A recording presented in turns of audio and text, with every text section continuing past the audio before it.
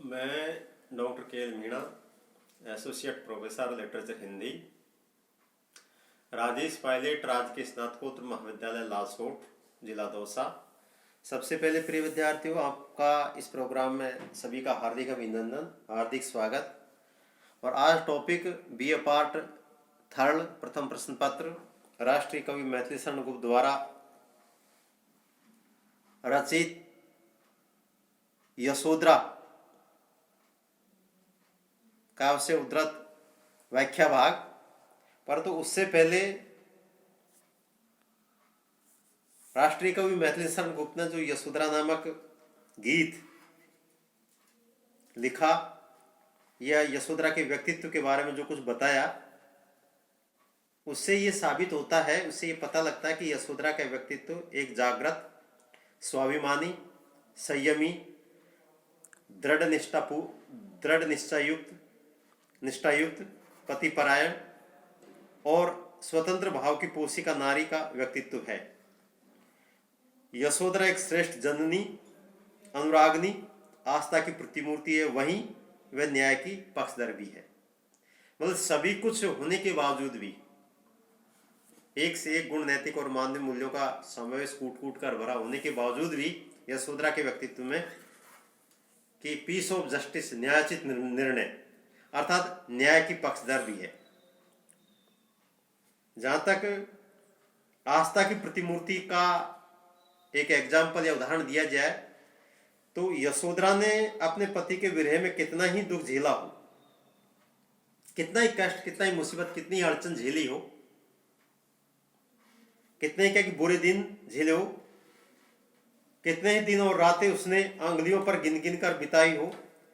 मतलब समय निकलता गया और सुमरण का दौर चलता रहा। एक कहते हैं कि कितने ही दिन रातें उसने अंगुलियों पर गिन गिन कर बिताई हो। कितनी महत्वपूर्ण बात है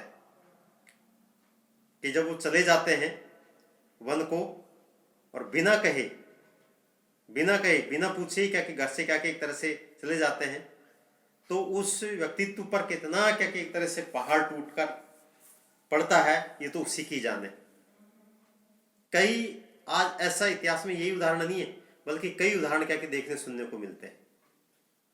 कई उदाहरण है ऐसे संकट, जैसे आप क्या कि महाभारत के युद्ध में क्या कि पांडवों को देख लीजिए आप, 12 वर्ष का वनवास, 1 वर्ष का अज्ञातवास। राम रावण युद्ध में भगवान राम को देख लीजिए आप। कई, एक नहीं कई उदाहरण है ऐसे जो क्या कि दुख या संकट, मुसीबत आता है तो बहुत ही क्या कि व्याकुल, बेचैन, चिड़चिड़ा स्वभाव और इतनी हालत खराब हो जाती है जिसकी कोई सीमा नहीं है।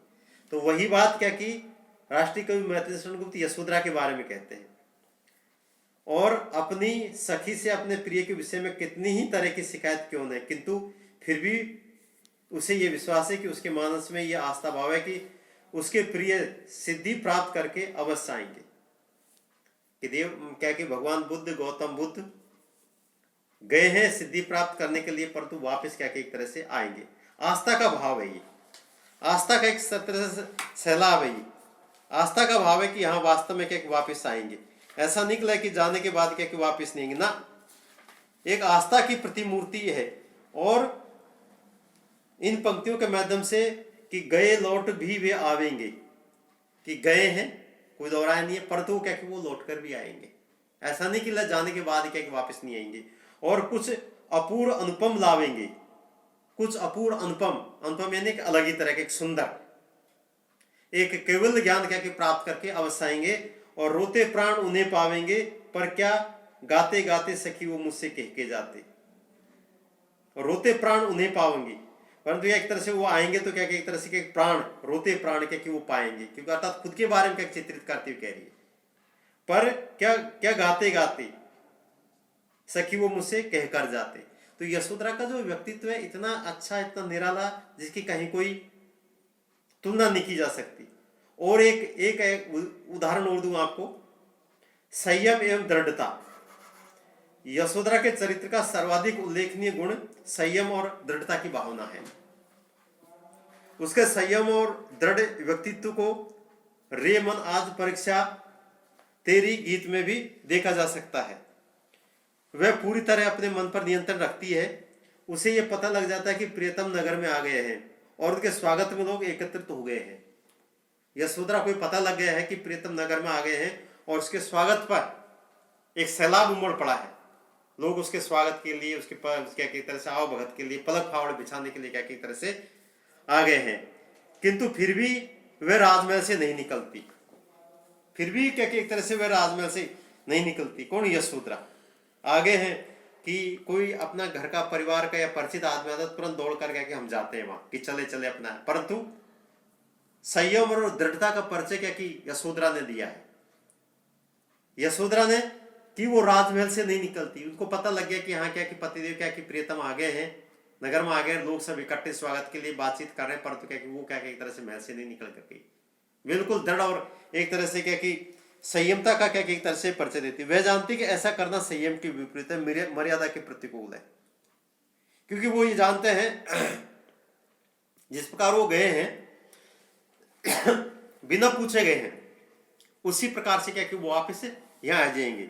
और जो कि इसी प्रकार सखी वो मुझसे कहकर जाते गीत में यशोधरा निष्ठा पूर्वक परित्याग करने वाले गौतम का स्मरण करती है, परंतु अपने भय को कोसती हुई संयम और दृढ़ता का परिचय देती हुई वह कहती है कि हुआ ने यह भी भाग अभागा। यशोधरा कहती है कि जो मेरा भाग्य वो क्या एक तरह से अभागा हो गया है। क्यों? कि किस पर विकल गर्व अब जागा, किस पर विकल गर्व अब जागा, जिसने अपनाया था त्यागा। अर्थात मैं क्या गर्व किस पर करूं, मतलब स्वाभिमान एक तरह से किस पर करूं। क्यों? कि जिसने अपनाया वही नहीं, अर्थात जिसने मुझे क्या प्राप्त कर लिया वही एक तरह से क्या कि उसने मुझे त्याग दिया, त्याग दिया। रहे स्मरण ही आते, अर्थात क्या की तरह से उन्होंने सब कुछ त्याग दिया। स्मरण है उनको, और यदि स्मरण है तो क्या वो अवश्य आ जाते, परंतु क्या की तरह से यशोधरा भी क्या की तरह से दृढ़ निश्चय, एक तरह संयमित जीवन क्या की तरह से यापन करने वाली, एक तरह से कर्मठ व्यक्तित्व, एक अच्छा चरित्र वाली क्या की तरह से नारी है। तो आइए प्रिय विद्यार्थियों, एक थोड़ी संक्षिप्त भूमिका थी। अब जो व्याख्या भाग है यशोधरा का वो सुनिए। पहले व्याख्या, फिर कठिन शब्दार्थ, प्रसंग, व्याख्या, फिर विशेष। अब कठोर हो वज्रादपि ओ कुसुमादपि सुकुमारी, आर्यपुत्र दे चुके परीक्षा अब है मेरी बारी। मेरे लिए पिता ने सबसे धीर वीर वर चाहा, आर्यपुत्र को देख उन्होंने सभी प्रकार सराहा। फिर भी अटका रहा है वृथा ही उन्होंने था, किस योद्धा से बढ़कर उनका शौर्य सिंधु अवगाहा। क्यों कर सिद्धि करूं अपने को मैं उन नर की नारी, आर्यपुत्र दे चुके परीक्षा अब है मेरी बारी। कठिन शब्दार्थ, वज्रादपि वज्र से भी सराहा, अपना सराहना की या प्रशंसा की, और ताहा का अभिप्राय पहचाना, अवगाह का अभिप्राय डुबकी लगाना या गहराई का पता लगाना। प्रसंग, प्रस्तुत अवतरण मैथिली शरण गुप्त द्वारा रचित यशोधरा काव्य से उद्धृत है। यशोधरा अपने पति के निष्क्रमण के बाद ग्रस्त जीवन में रहती हुई भी स्वयं अनासक्त तपस्विनी तरह जीवन यापन करती है। तब वह प्रियतम के समान ही अपनी जीवनचर्या को कठोर परीक्षा मानती है। उसी प्रसंग में यह यशोधरा का आत्मकथन है। एक तपस्वी, एक साधु सन्यासी की भांति क्या कि अपना जीवन यापन करती है और बड़ी विचलित, बड़ी क्या की तरह से परेशान सी होती है। पति के निष्क्रमण के बाद यशोधरा स्वयं को लक्ष्य कर कहने लगी कि हे फूलों से भी कोमल शरीर वाली सुकुमारी, अब तुम वज्र से भी अधिक कठोर बन जाओ। यशोधरा स्वयं को ही कह रही है, यशोधरा स्वयं के व्यक्तित्व को ही क्या पुकार कर रही है कि ये फूलों से भी कोमल शरीर वाली सुकुमारी, अब तुम क्या एक तरह से वज्र से भी अधिक कठोर बन जाओ। क्यों? कि आर्यपुत्र तो कठोर तपस्चरण में नित्य होकर अपनी परीक्षा दे चुके हैं और अब गृहस्थ जीवन में रहकर भी अनासक्त तपस्विनी की परीक्षा में तुम्हें सफल होना है। यशोधरा कहने लगी कि पिता ने मेरे लिए सबसे श्रेष्ठ धीर वीर वर चाहता और इस निमित्त आर्य पुत्र को मेरे लिए उचित वर मानकर खूब प्रशंसा की थी। फलस्वरूप इनसे मेरा विवाह हुआ। हाय, सिद्धार्थ से भी मेरा विवाह कराने का हाथ अपना कर उन्होंने व्यर्थी इस तरह की था ली थी। पिताजी ने किस योद्धा से बढ़कर आर्यपुत्र के शौर्य पराक्रम रूपी सागर में अवगाहन किया था, ऐसे आर्यपुत्र को लेकर मैं अब कैसे सिद्ध करूं और कैसे मान लूं कि अब मैं उन जैसे पुरुष की पत्नी हूं। आशय यह है, अभिप्राय यह है कि उनके त्याग में जीवन से मैं अपनी तुलना कैसे कर सकती हूं। वे तो सुख में ग्रस्त जीवन का त्याग कर अपनी परीक्षा दे चुके हैं, परंतु अब अनासक्त तपस्वी के रूप में मुझे परीक्षा देनी है। अब मेरी बारी। विशेष में इसमें भारतीय आदर्श पत्नी की गरिमा की विवेचना हुई है। साथ ही यशोधरा द्वारा स्वयं को अनासक्त तपस्वी बनाने की दृढ़ निष्ठा व्यक्त हुई है। शब्दावली तत्सम तद्भव एवं भावानुकूल है। गीत की लयबद्धता और तुकांतता प्रशंसनीय है। थैंक्स प्रिय विद्यार्थियों।